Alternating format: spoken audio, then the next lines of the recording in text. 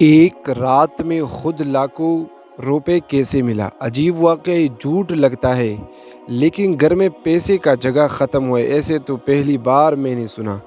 پیارے بھائی اور بہنوں، السلام علیکم ورحمۃ اللہ وبرکاتہ۔ امید ہے آپ سب خیریت سے ہوں گے۔ اللہ تعالیٰ آپ تمام بھائیوں بہنوں اور بیٹوں کو خوش اور سلامت رکھیں۔ آج کا وظیفہ بہت ہی عجیب اور غریب ہونے والا ہے۔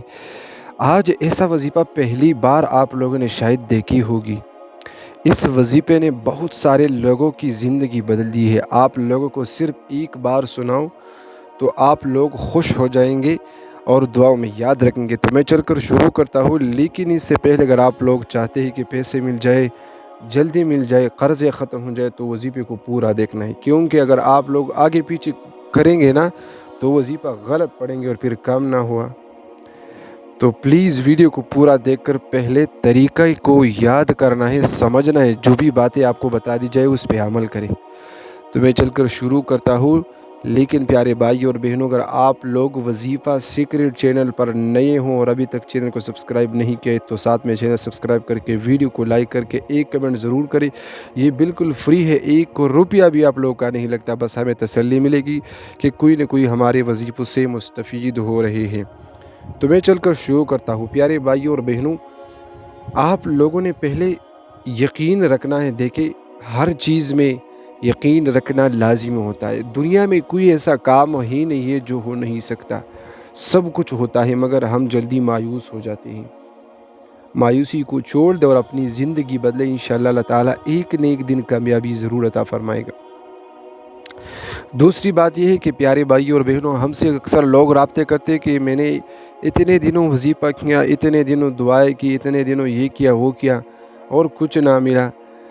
پیارے بھائی اور بہنوں، ایک تو یقین کے ساتھ پڑھنا ہے، دوسری جو بھی باتیں آپ کو بتا دی جائے اس پہ عمل کرے، اور تیسری بار لازمی جاری رکھے۔ ایک دن میں کام نہ ہوا تو دوسرے دن، تیسرے دن شاید کسی بھی چیز میں کمی آ سکتی ہے۔ انسان کا زور ہے وضو میں، پڑھنے میں، گنتی میں، کسی بھی چیز میں۔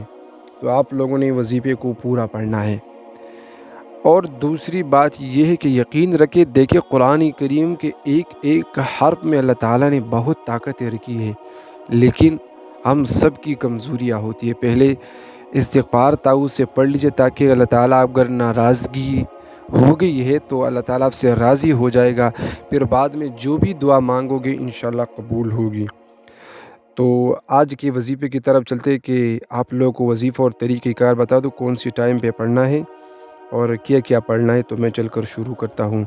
دوستو، سب سے پہلے آپ لوگوں نے نماز مغرب اور عشاء کے درمیان وضو کی حالت میں تعوذ تسمیہ پڑھ لیجئے۔ پھر اس کے بعد درود ابراہیمی ہم نماز میں جو پڑھتے ہیں، اللہم صلی علی محمد وعلی آل محمد کما صلیت علی، یہ پڑھنا ہے ساری درود پاک 3 بار، یہ پڑھنا ہے۔ اس کے بعد 6 رکعات نفل نماز اوابین پڑھنا ہے جو مستحب ہے۔ 2 رکعات پڑھنا ہے۔ پہلی رکعت میں سورہ فاتحہ کے بعد سورہ اخلاص 3 بار ہر رکعت میں۔ یہ کل 6 رکعات ہے اور ساری رکعتوں میں کل ملا کر 18 بار سورہ اخلاص بنتا ہے۔ اور اس کے بعد آپ لوگوں نے سورہ واقعہ 1 بار پڑھنا ہے، اور اس کے بعد ماشاء اللہ لا حول ولا قوت الا باللہ، اس کو 99 بار پڑھنا ہے۔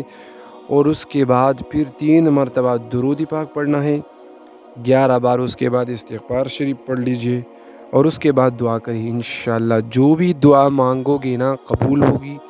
ایک دن میں اگر کام نہ ہوا تو دوسرے دن پھر کر لے، تیسرے دن، اور 1 ہفتے تک، انشاءاللہ 1 ہفتے میں گارنٹی کے ساتھ آپ کو رزلٹ مل جائے گا۔